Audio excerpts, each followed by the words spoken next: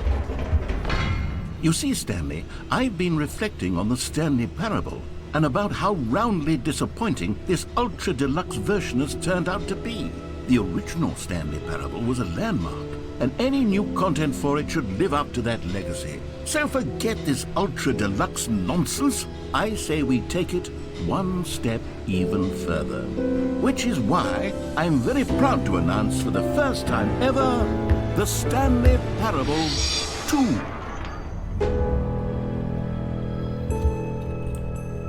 Really?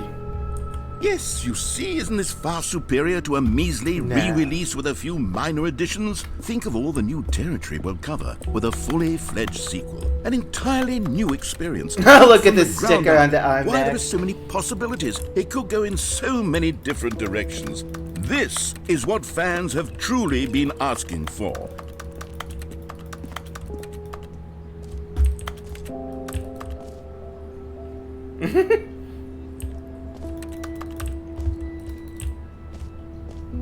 Calling it the Stanley Parable 2 is just so much catchier than Ultra Deluxe, don't you think?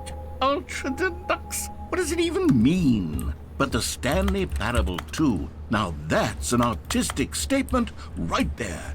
It's future-oriented. It screams progress and innovation and long-term franchising potential.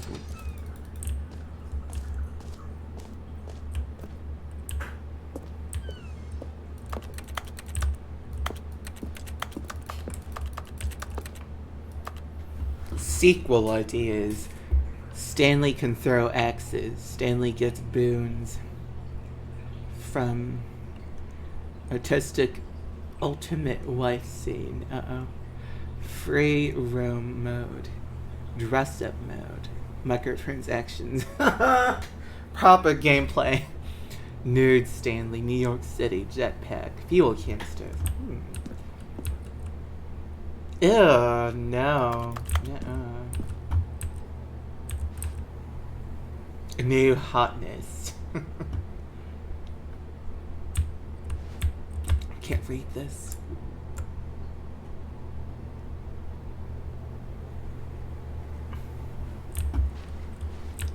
Something about Times New Roman.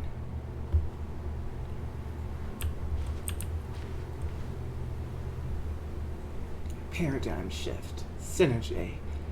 Brick and mortar approach. The color red.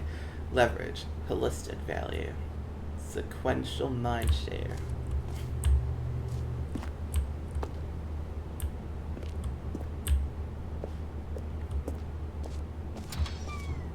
Now, to be clear, I haven't quite nailed down what exactly the Stanley Parable 2 is going to be, but let's take a look at some of the features I've been developing for it.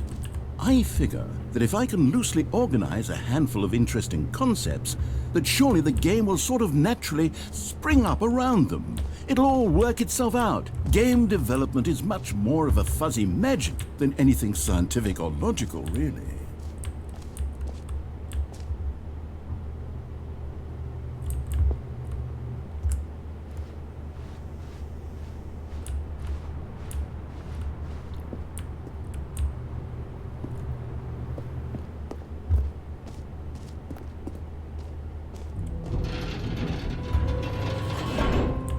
Here we are. Go on, try out some of the new features.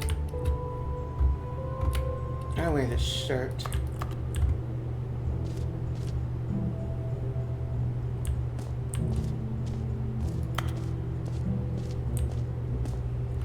I want to push that button. Hear your name in the game. Yes, please. For the Stanley Parable 2, I asked myself, what do players really want? And of course, the first and most obvious answer is that they want to be individually recognized and validated as... Oh, I'm scared. So with that in mind, so my first scared. addition to the game is this button, which speaks the name of the person playing the game. Isn't that wonderful? I'm really scared. What if it actually does? No, it won't. It won't. Jim. Sorry, I should have clarified. Right now, the button only says the name Jim. So it's Theranos. But of course, in the final game, this button will say your name, whatever name that is. Here, let's have you role-play as Jim to really simulate the full experience of this feature. Just play along. I promise you'll love it. Okay. Okay, here we go. Let's take a deep breath, clear your mind, forget whoever you are, and simply become a person named Jim. I want you to imagine yourself living as Jim, sleeping and waking as Jim, falling in love and being heartbroken as Jim, seizing all of the world's possibilities as Jim, and as Jim watching your dreams crumble into dust. Do you feel it deeply? Yes, I Are am. you really, truly Jim right now? Now I am. If so, then please step forward and press the button. Jim. Yes! You see? What a thrill! What a I rush! know. That was you! The button know. described you. Do it again, do it again. Yeah, okay. Jim. It hits even harder the second time. If this were the only new feature in the Stanley Parable 2, it would still be Shivers worth down the my money. spine. Let's take a break from the Jim button. I'm too emotionally drained This from is all all too of this much for me, personal really. validation. It really is. Whoa there, cowboy. Sometimes a person can be too much, No, Jim. no. I don't putting agree. the Jim button away. No, don't, please. Otherwise, No, soon no, you'll start to no, lose all no, sense of who you actually are. Jim. No, Jim. please. No. It's all I ever wanted to be. It's all I ever wanted to be. Why would you take that away from me? How dare you ruin my fucking life? I don't know anymore.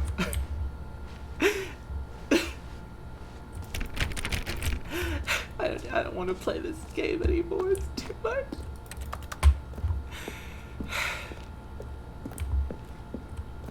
Let's go.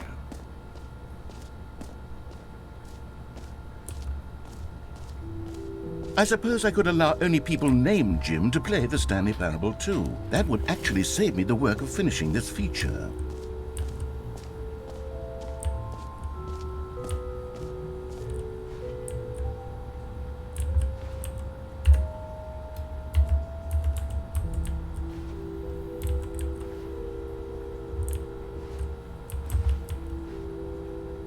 Oh. Oh, someone's calling.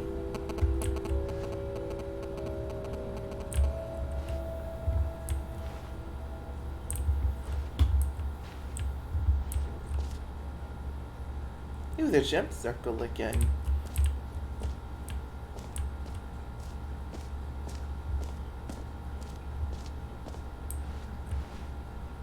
What the hell is that? Look at that. An office desk. A silhouette.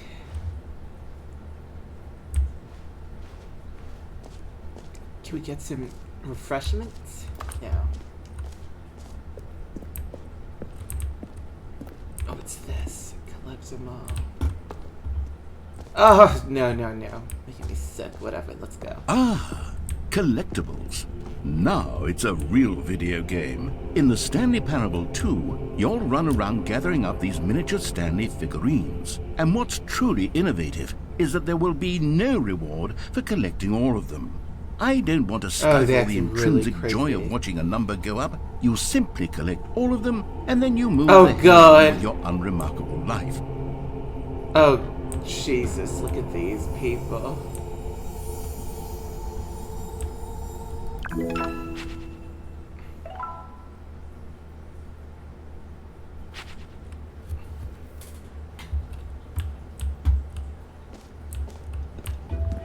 Can I do it again? No, I can't.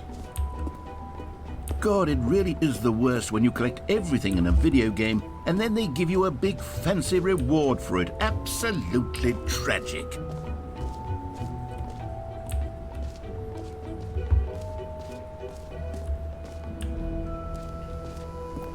Now here's something special. You remember that broken test achievement that got left in the game on accident? Well, I'm developing a technology to simply give you the achievement. Yes, you see, you'll come to this lever and when you pull it, the achievement will be given to you. It's as simple as that. Okay, perhaps I should have clarified. This is technology that will exist. Right now, the achievement is still fully broken. I'm not a wizard, Stanley, but I guarantee it will be fixed in the sequel to at last satisfy the hordes of ravenous fans all over the world who have been uproariously demanding this feature. Gamers, we hear you, and I promise it will happen.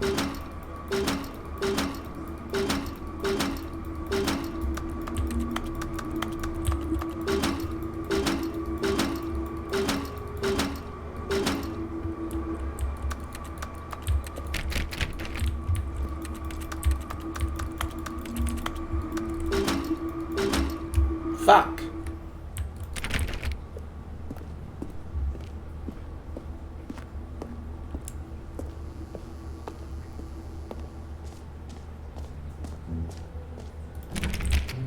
What else? What other exhibits haven't we seen yet? We haven't seen...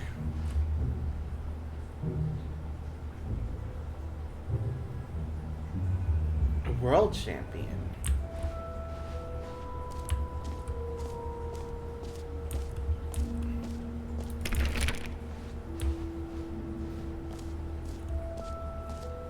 Okay, I'll be honest, I haven't yet decided on this one.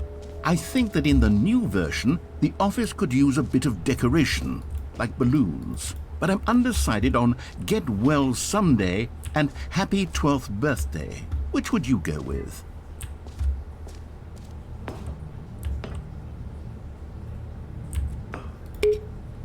You know, sometimes when you solicit another person's opinion, it makes you realize that you knew which one you actually really wanted all along. Happy 12th birthday, step-niece, it is. Whatever, narrator.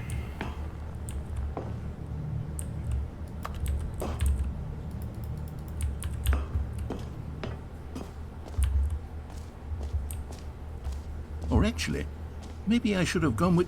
No. Yeah. No, I've made my decision. We're moving on. You know what? Let's bring the jump circle back for Stanley Parable 2 as well. It's... Oh, wait. You already spent all your jumps the first time we saw the jump circle? Oh well. I suppose it can just be a nice decorative piece then.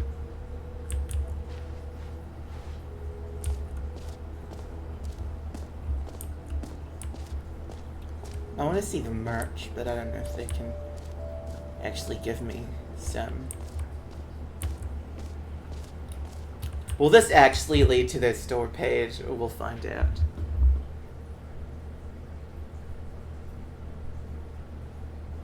StanleyParable2.com.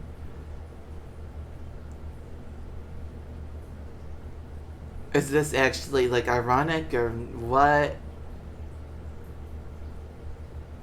This isn't... What? Are you fucking kidding me, right?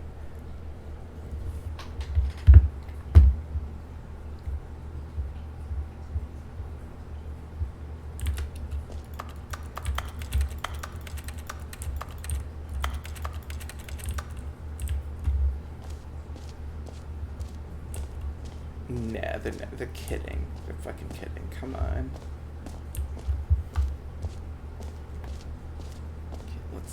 Let's go to the infinite hole, you know, like we haven't been there before.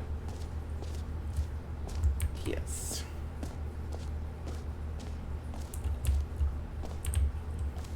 Let's get there.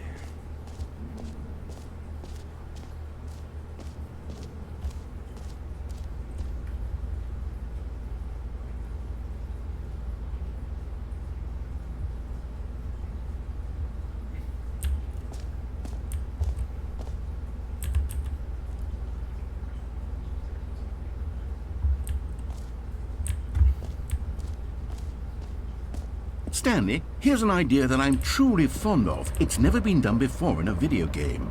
This is, in fact, a hole that you can fall down forever. That's right. Infinite falling. You can fall until the end of time, if you like. A stunning leap forward for video games as a medium.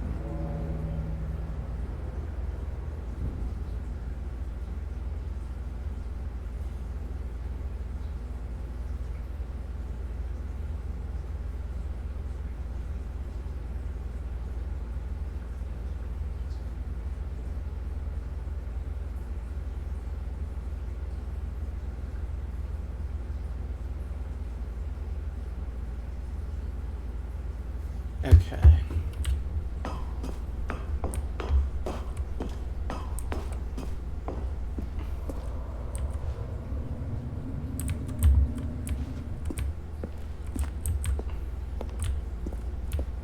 Okay, let's go. Fuck it.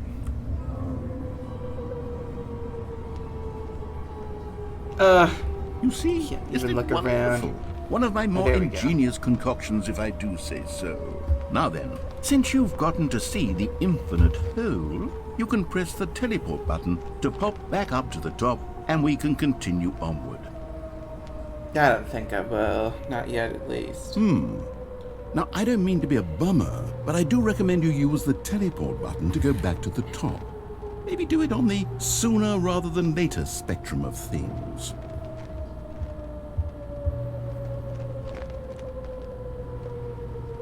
Okay, Stanley, I don't know quite how to say this tactfully, but it's possible that I slightly exaggerated the infinite nature of the hole. Oh. Is it a very, very deep hole?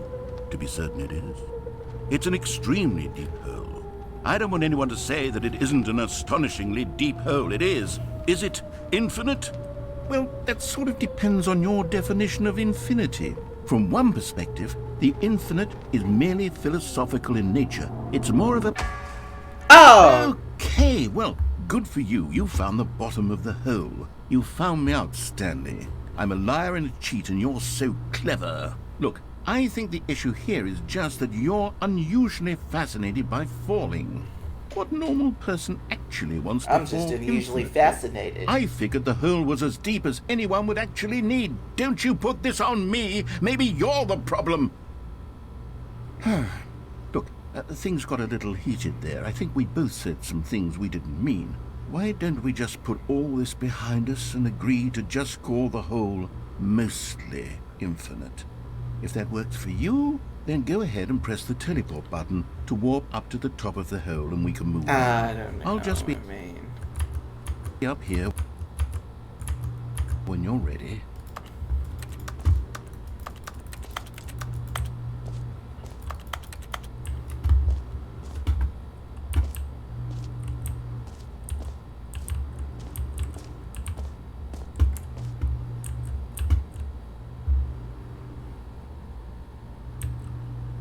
Everyone. Just the two of us. Oh my god, it is.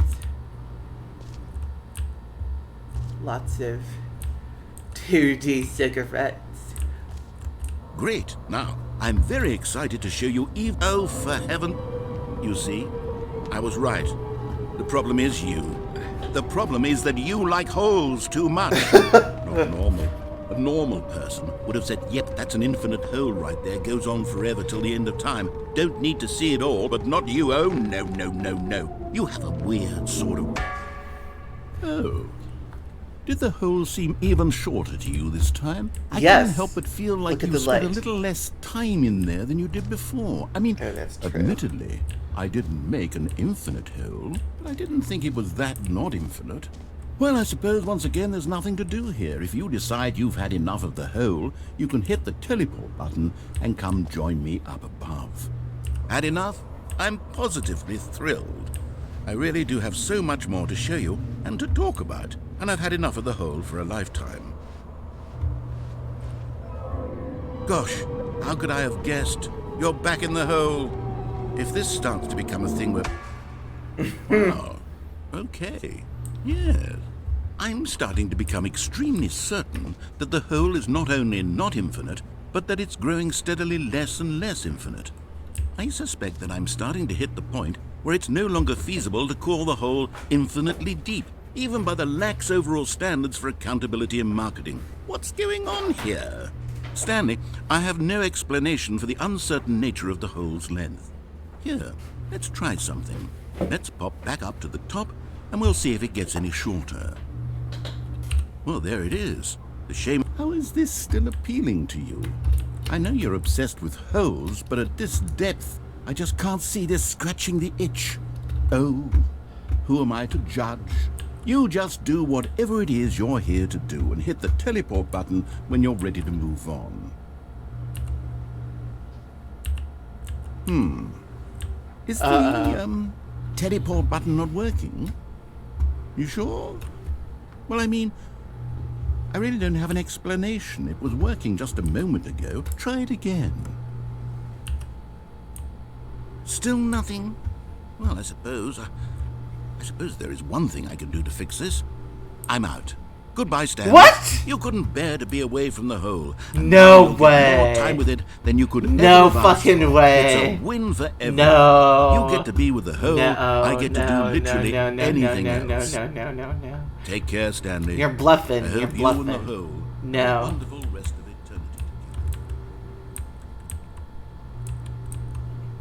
eternity. No way. Have you learned a lesson, Stanley? You were gonna say that. You were gonna say that. You were gonna come back here and taunt me. And tell me that oh god. That I've learned my lesson, right?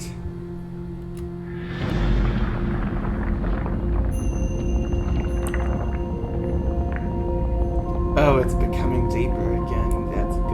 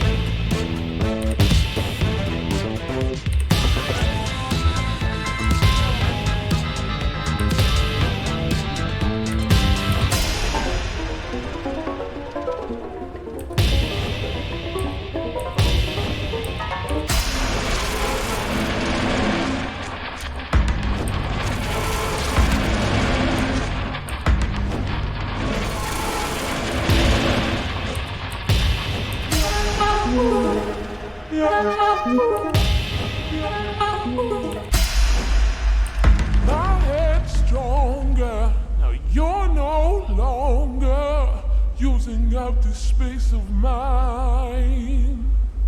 My head's stronger. Now you're no longer using up this space of mine.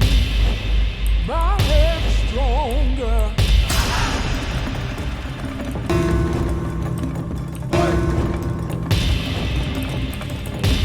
Oh god.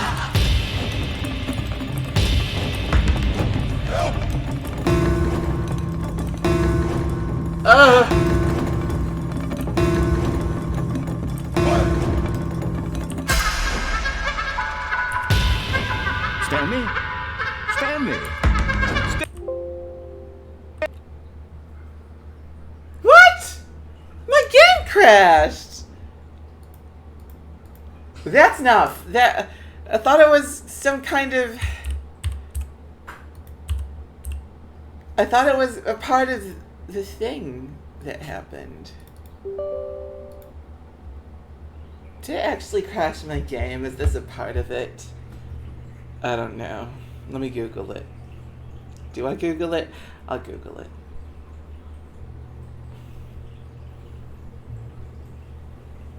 Oh no, this is definitely not part of it.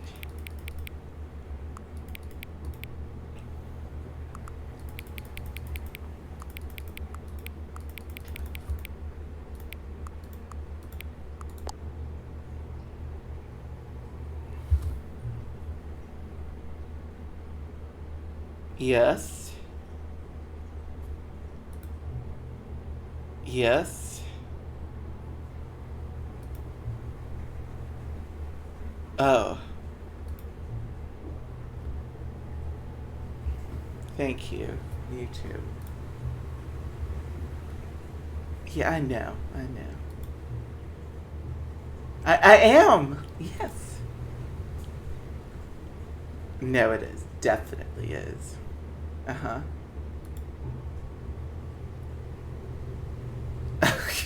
I don't have one, but... Oh.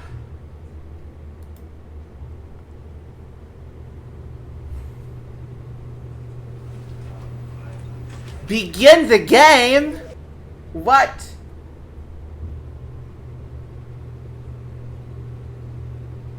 This is the story of a man named Stanley.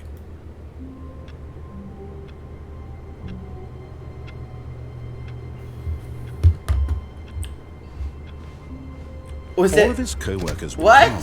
What could it mean? Stanley decided to go to the meeting room. Perhaps he No had simply missed a way. memo. Is it actually over? Like... Oh, good. You noticed my sign. Yes, I have something very exciting to show you.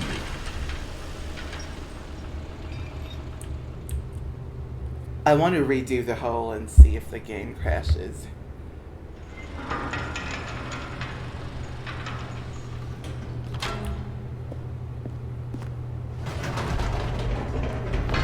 You see, Stanley, I've been reflecting on the Stanley Parable and about how roundly disappointing this ultra-deluxe version has turned out to be.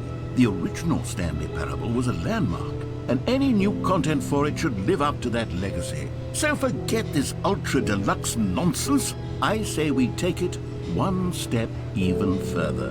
Which is why I'm very proud to announce for the first time ever... It actually the crashed. Stanley Parable 2.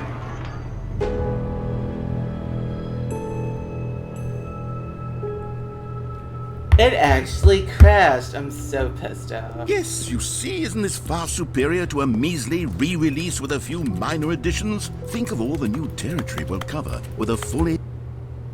I don't know if I want to play anymore. It crashed on me.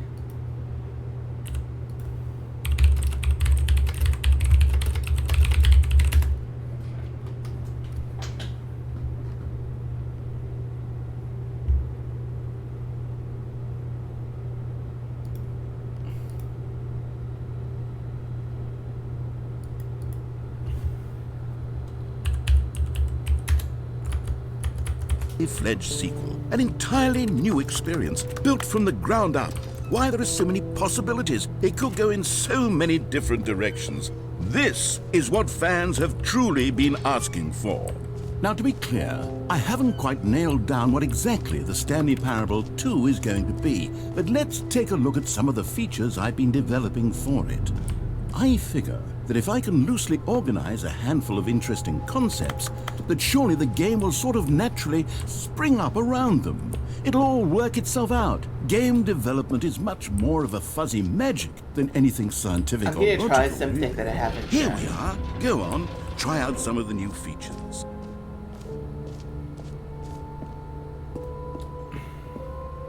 A common complaint of the Stanley Parable was that it was confusing and paradoxical, that it engendered a chaotic sense of reckless despair in those who played it. Well, I'm happy to say that after much consideration, I've engineered a clever solution to this fundamental problem with the game. It's the Stanley Parable Reassurance Bucket. You see, Stanley, anytime you're holding the bucket, a sense of calm and ease will fill your mind and your heart. It's true. As long as you hold on to the bucket, the many disorienting contradictions of the Stanley Parable will feel perfectly normal and perhaps even comforting. You may even come to long for the gentle embrace of jarring cognitive dissonance while the bucket is in your arms. And to be honest, it's a much more convenient solution for me than actually redesigning the game to be less uncomfortable. Can you imagine what a pain in the ass that would be? Yes, the bucket is the perfect solution.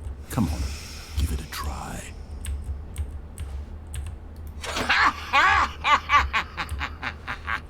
What? Can you feel it? The glow of comfort, even in the face of crushing despair, must already be sweeping through your body. And in fact, can I say that I do believe the bucket lends you an air of charisma as well? I think that just holding it has made you the slightest bit more attractive as a person. Thank you. The benefits of the bucket seem to go on and on, don't they? All this and more await you in the Stanley Parable 2.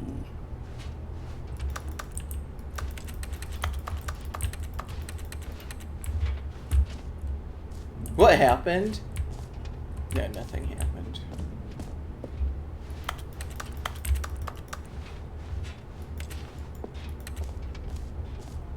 Will I lose it? No. Does anyone give out awards for most enjoyable bucket in a video game? That really should be an award if it isn't Go to the already. hole. Let's go to the hole. Maybe that'll work.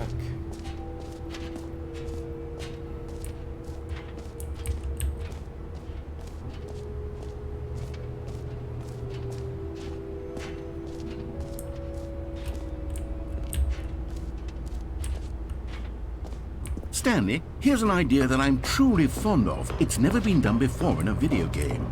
This is, in fact, a hole that you can fall down forever. That's right. Infinite falling. You can fall until the end of time, if you like. A stunning leap forward for video games is a... You see? Isn't it wonderful? One of my more ingenious concoctions, if I do We're gonna say do so. this again, Now see if then, it crashes. since you've gotten to see the infinite hole, you can press the teleport button to pop back up to the top, and we can continue onward. Now, I don't mean to be a bummer, but I do recommend you use the teleport button to go back to the top. Maybe do it on the sooner rather than later spectrum of things.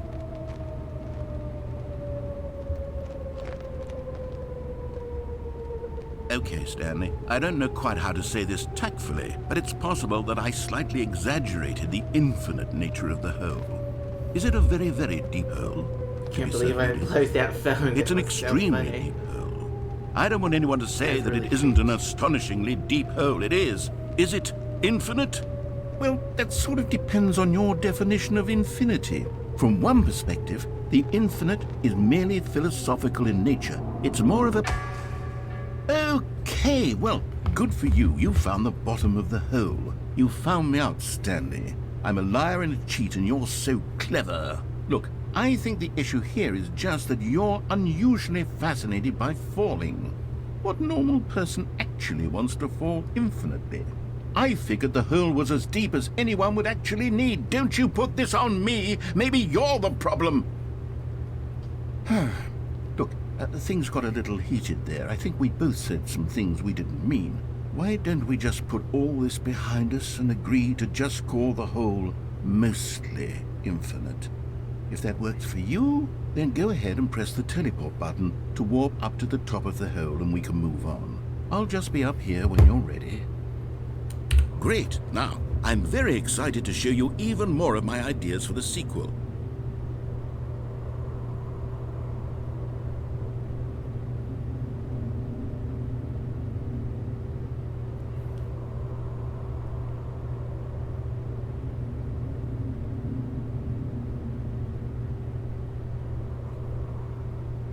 Okay, let's do this again. Oh, for heaven. You see, I was right. The problem is you. The problem is that you like holes too much. Not normal. A normal person would have said, yep, that's an infinite hole right there. Goes on forever till the end of time. Don't need to see it all, but not you. Oh, no, no, no, no. You have a weird sort of... Oh. Did the hole seem even shorter to you this time? I couldn't help but feel like you spent a little less time in there than you did before. I mean, admittedly, I didn't make an infinite hole, but I didn't think it was that not infinite. Well, I suppose once again there's nothing to do here. If you decide you've had enough of the hole, you can hit the teleport button and come join me up above. Had enough? I'm positively thrilled. I really do. Gosh, how could I have guessed? You're back in the hole. If this starts to become a thing where... Wow, okay. Yes. I'm starting to become extremely certain that the hole is not only not infinite, but that it's growing steadily less and less infinite. I suspect that I'm starting to hit the point where it's no longer feasible to call the hole infinitely deep, even by the lax overall standards for accountability in marketing. What's going on here? Stanley, I have no explanation for the uncertain nature of the hole's length. Here, let's try something. Let's pop back up to the top, and we'll see if it gets any shorter. Well, there it is. The shape. How is this still appealing to you? I know you're obsessed with holes, but at this depth, I just can't see this scratching the itch. Oh, who am I to judge? You just do whatever it is you're here to do and hit the teleport button when you're ready to move on. Is the, teleport button not working? You sure? Well, I mean, I really don't have an explanation. It was working just a moment ago. Try it again. No. Still nothing? Well, I suppose there is one thing I can do to fix this. I'm out. Goodbye, Stanley. You couldn't bear to be away from the hole, and now you'll get more time with it than you could ever have asked for. It's a win for everyone. You get to be with the hole, I get to do literally anything else. Take care, Stanley. I hope you and the hole have a wonderful rest of eternity together.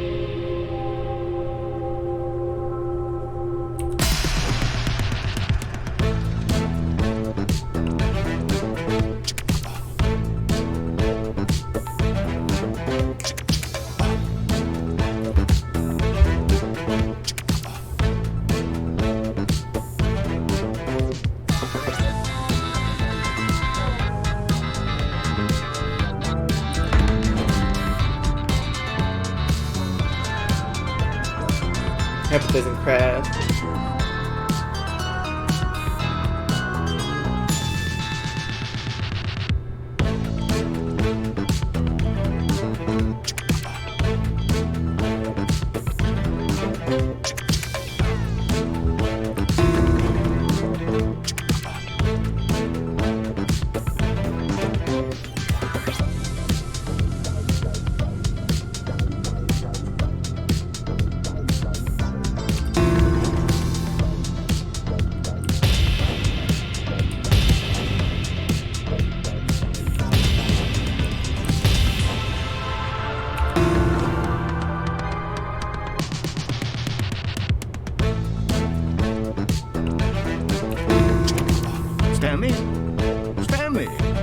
Stanley! Oh, good, you're awake. It seems you had sort of dozed off there, drifting away into dreamland. But we can't have that, Stanley, because this hole is just so darn fascinating that I want you to be wide awake for every second of it. You don't want to miss a single moment. So how about if I just pop in from time to time and wake you up to keep you really, truly focused on the hole? From the looks of things, you and I will have many, many years here in this hole, and I'm looking forward to all of them. Stay alert, Stanley. I'll be back. Toodlepip. You're kidding. Oh my god. Again?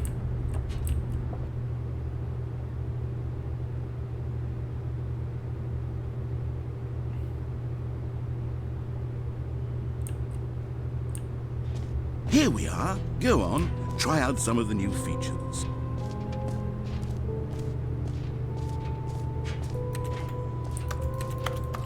I have to go back to the hole.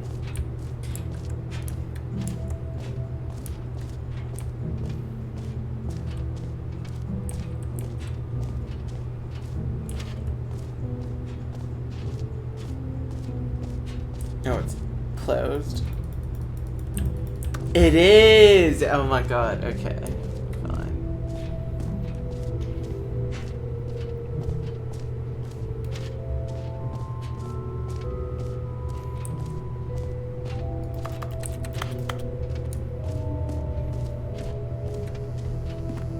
Now here's something special. You remember that broken test achievement that got left in the game on accident? Well, I'm developing a technology to simply give you the achievement.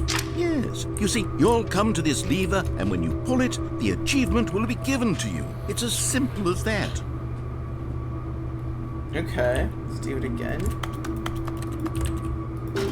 Okay, perhaps I should have clarified. This is technology that will exist. Right now, the achievement is still fully broken. I'm not a wizard, Stanley, but I guarantee it will be fixed in the sequel to at last satisfy the hordes of ravenous fans all over the world who have been uproariously demanding this feature. Gamers, we hear you, and I promise it will happen.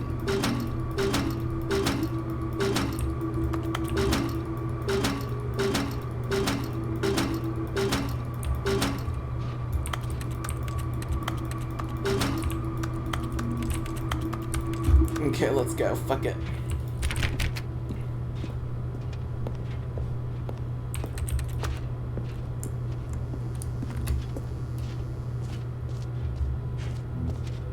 What else? What other exhibits haven't we seen yet? You know what? Let's bring the jump circle back for Stanley Parable 2 as well. It's... Oh, wait. You already spent all your jumps the first time we saw the jump circle?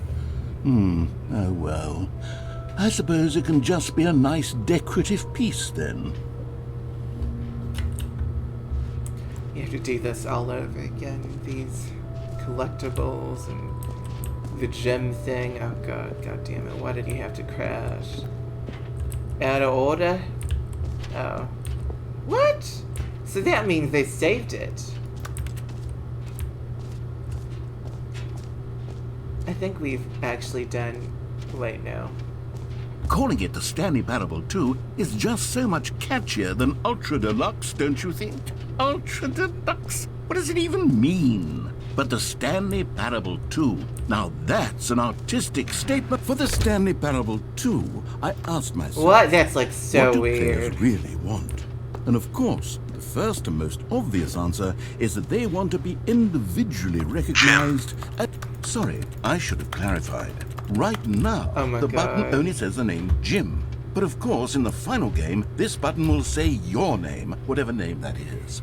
Here, let's have you role-play as Jim to really simulate the full experience of this feature. Just play along. I promise you'll love it. Okay, here we go. Let's take a deep breath, clear your mind, forget whoever you are, and simply become a person named Jim. I want you to imagine yourself living as Jim, sleeping and waking as Jim, falling in love and being heartbroken as Jim, seizing all of the world's possibilities as Jim, and as Jim watching your dreams crumble into dust. Do you feel it deeply? Are you really, truly Jim right now? If so, then please step forward and press the button. Jim. Yes! You see? What a thrill! What a rush! That was you! The button described you. Do it again. Do it again. Jim. Oh, it hits even harder the second time. If this were the only new feature in the Stanley Parable 2, it would still be worth the money. Let's take a break from the gym button. I'm too emotionally drained from all of this personal value. Whoa there, cowboy. Sometimes a person can be too much Jim. I'm putting the gym button away. No! Otherwise, soon you'll start to lose all sense of who you actually are.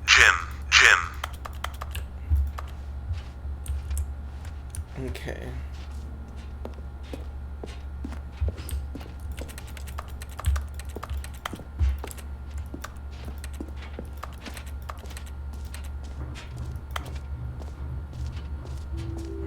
I suppose I could allow only people named Jim to play the Stanley Parable too. That would actually save me the work of finishing this feature. An epilogue would be fun, wouldn't it, Stanley? Yes, it would go at the end of the, well, we'll figure that out later.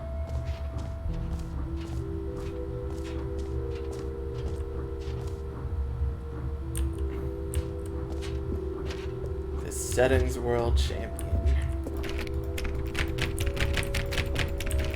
Why is it locked?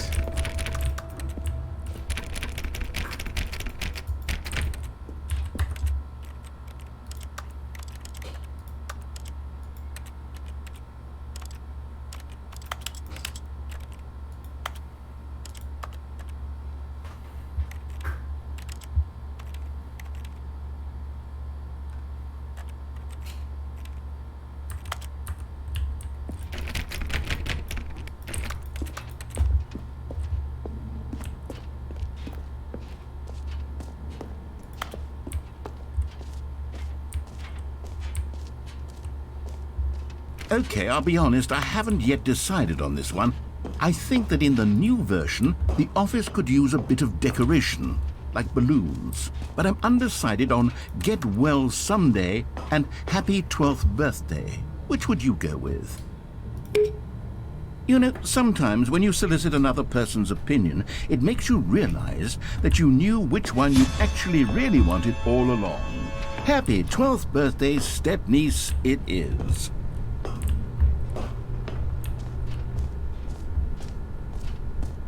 Or actually, maybe I should have gone with... No, I've made my decision, we're moving on.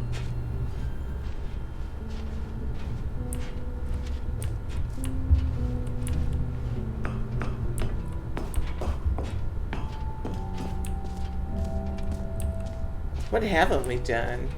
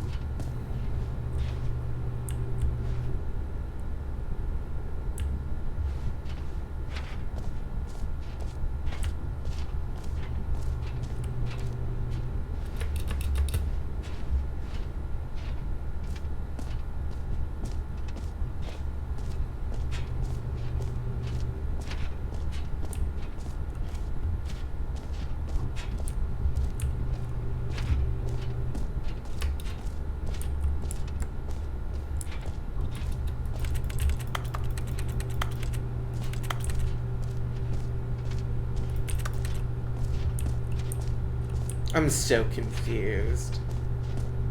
What else could we do here? Oh, it's that sound again.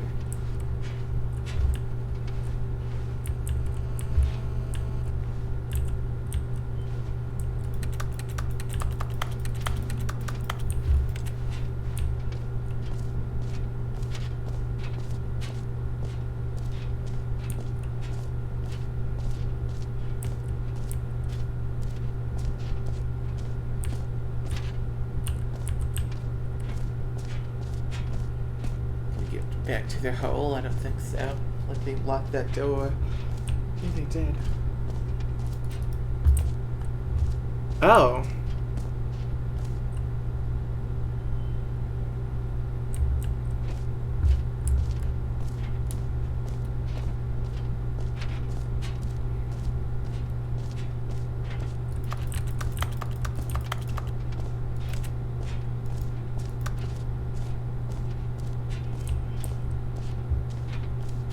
Did I break it?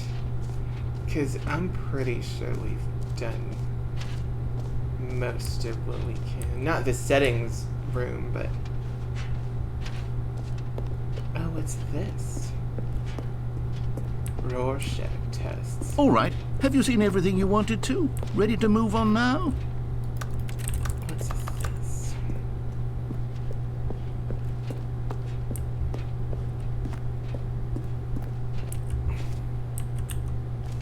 Oh, God. So, Stanley, what do you think? Do you like all of the new features? Yes, I know it's not exactly clear yet how exactly these features will come together as one single coherent video game, but I can feel it in my soul. It's going to work. There's definitely a good game in there somewhere. Say, let's do an experiment. I'll arrange these new features together, and we'll see whether or not it coheres into a meaningful gameplay experience. Okay. Are you ready? Yes. Here it is. I give you the Stanley Parable 2.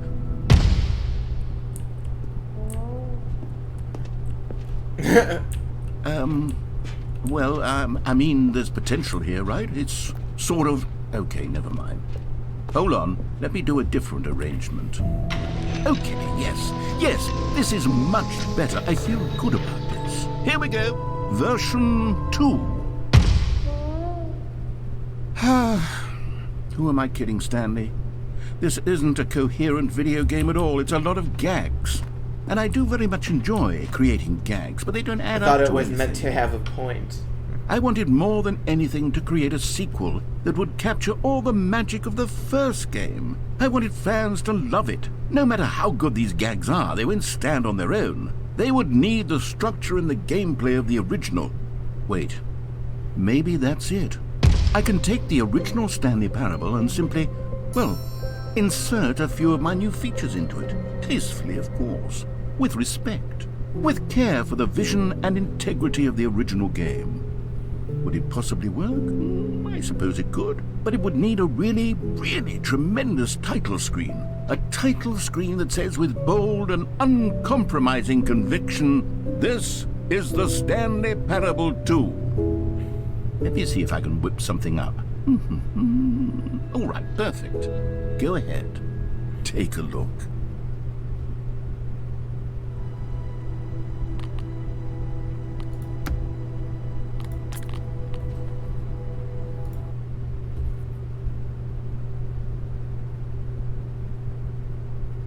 This is the story of a man named Stanley. Stanley worked for a company in a big building where he was employee number 427.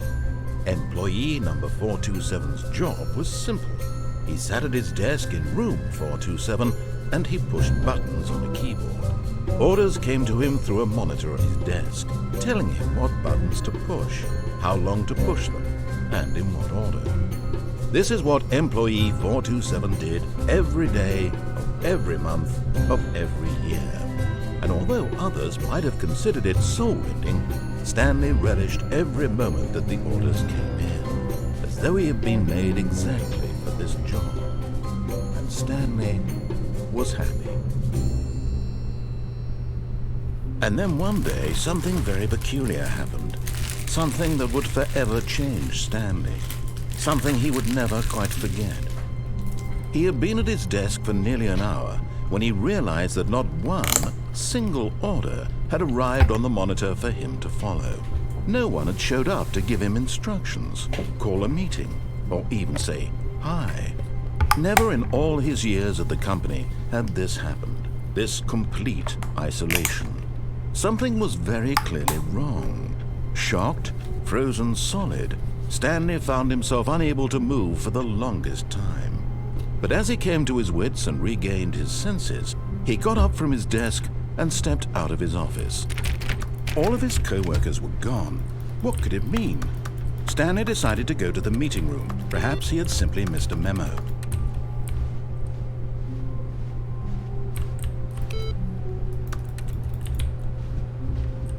Ooh, velvet rope now. Stanley picked up the bucket.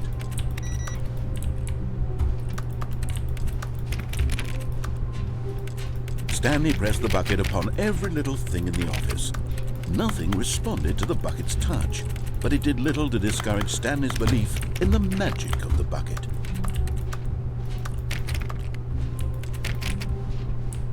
We're gonna do this again. Stanley clutched the bucket tightly to his chest and entered the door on his left. This was not the correct way to the meeting room, but Stanley had felt the bucket calling to him, telling him that the employee lounge was simply the place to be.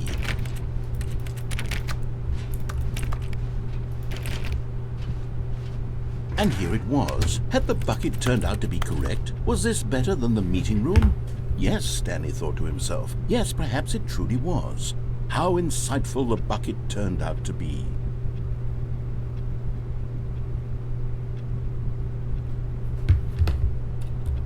That's it. Truly, being here with the bucket was a grand adventure. Stanley reflected on all they'd been through together. First, walking through the door on the right, then walking to the lounge, then arriving at the lounge. What a thrilling journey the bucket had inspired.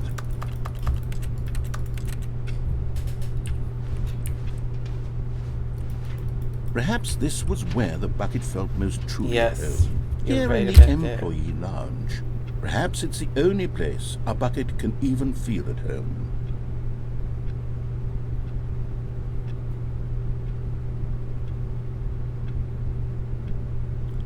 Stanley decided to just give the bucket absolutely as much time as it needed to be in the lounge.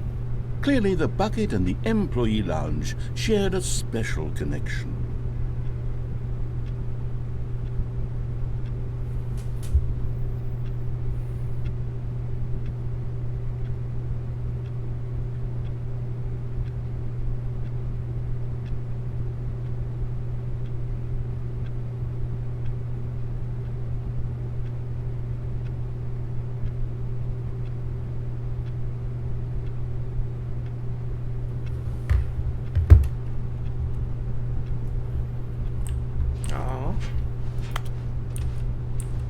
But finally, the bucket was done being in the lounge, and they took the first open door on their left to get back to business.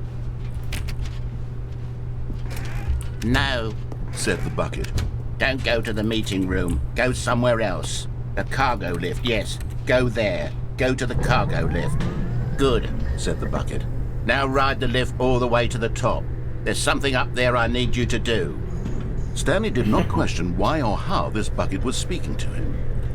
It should have alarmed him, of course, because buckets can't talk, but Stanley chose not to think about this obvious fact. He was firmly convinced that the bucket had spoken to him, and he unthinkingly did whatever the bucket asked.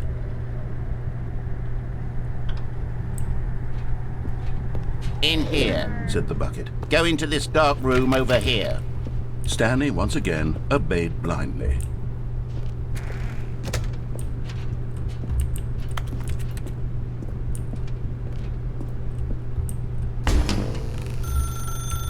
Now pick up the phone, said the bucket.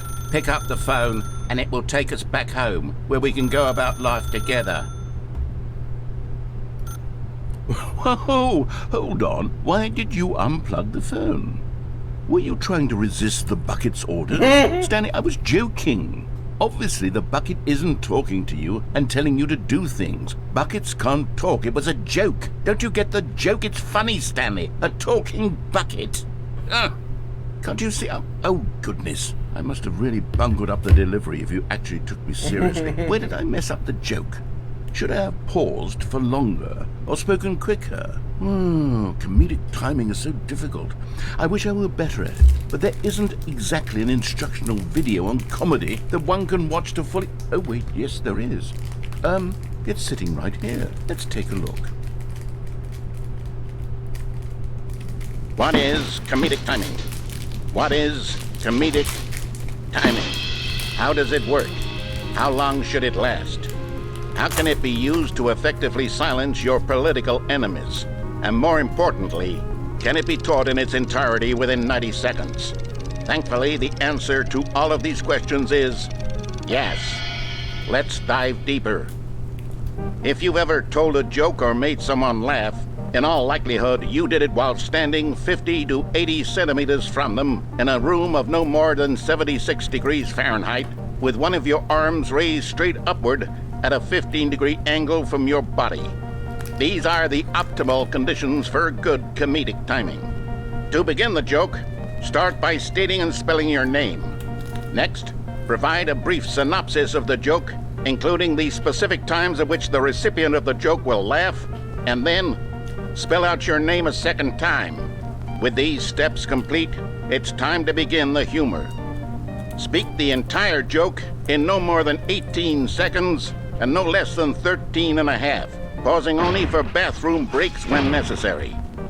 When the joke has concluded, it is customary to inform your listener that the joke is over by declaring in your loudest possible voice, "I'm Dunny with the funny." Let's practice screaming, "I'm Dunny with the funny now."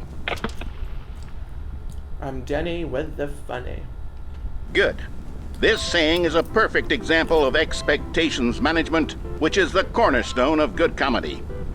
Finally, it's time to hand out surveys. Collecting hard data from your audience on how rapt they were throughout the joke is the only way to grow or learn as a comedian. An effective survey should be no less than 10 pages long and should include the same question reprinted several times, just to ensure the survey taker is actually paying attention and not simply filling in answers at random. And that's all there is. With these strategies at your disposal, you'll have audiences doubled over in laughter and even tripled over in laughter in no time at all. Just remember to let them stop laughing at some point, you gut-busting little scamp.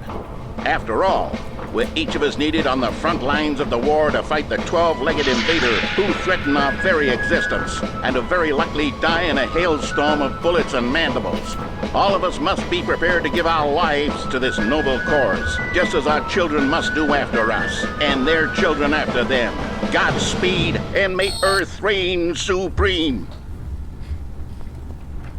That was beautiful. Hey, goodness, this video is a little outdated, isn't it? Well, no matter. I think the fundamentals of proper comedic timing are still as relevant today as they were back then. So with that in mind, I believe the only way forward is for us to return to the two doors and walk through all of this again, so I can try telling my story with more appropriate comedic delivery. Come along, let's head back.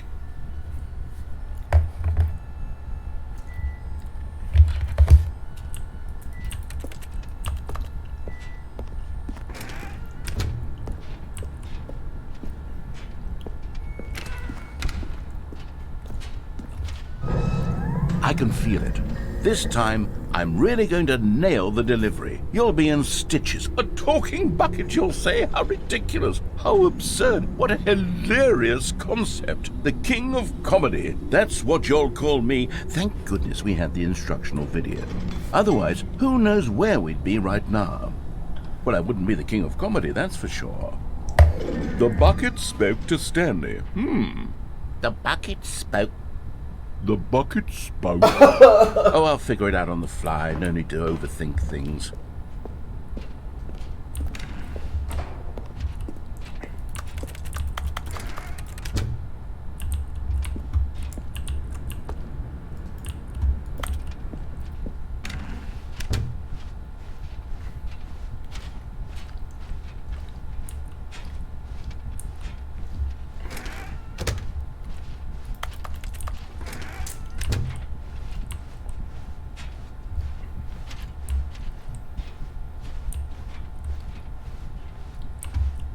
Here we go. You ready? Yep. When Stanley and the bucket came to a set of two open doors, they entered the door on the left.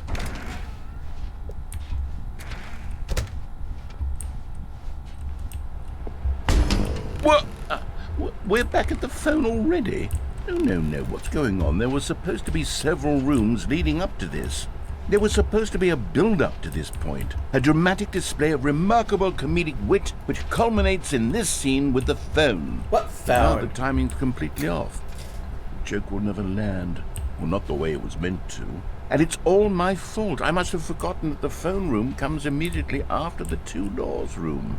What an egregious mistake. I've made a fool of myself. I don't deserve the title of King of Comedy. I'm nothing. I'm not even the lowliest joke-telling whelp. I think... No, I no, need no, to no, no, go no, no, back no. and rewatch that instructional video again. No. Yes, surely that will help me improve my... You're what? Oh, come on! Oh, please.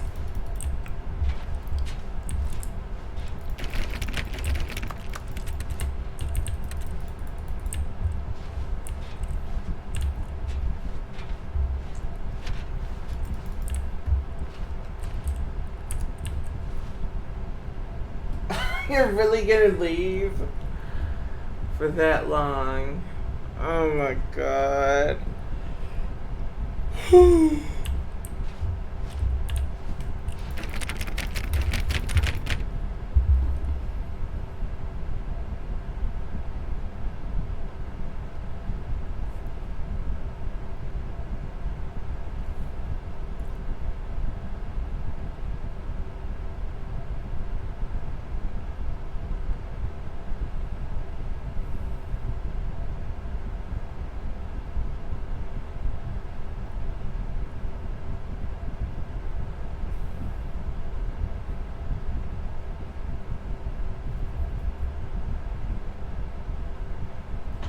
What happened? Are you kidding? Like, you're actually gonna watch the whole thing and I'm not even gonna see it. Like, I'm just gonna have to wait here. Do nothing.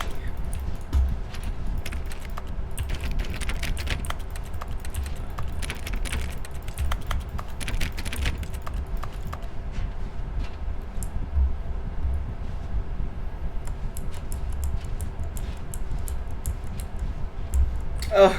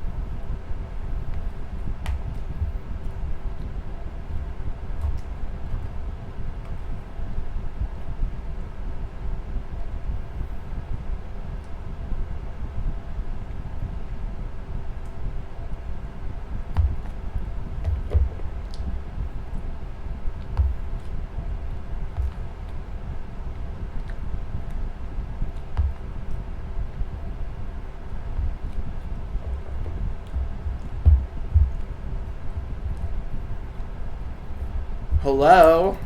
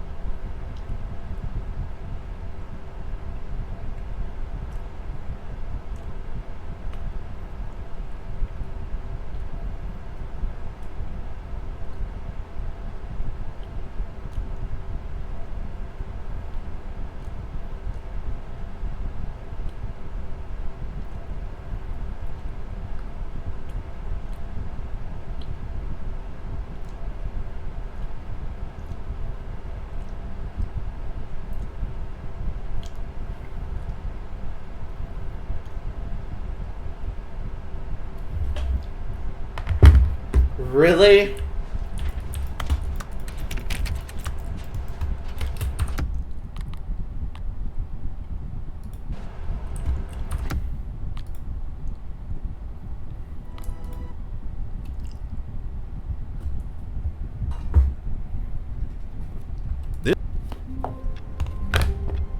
No way.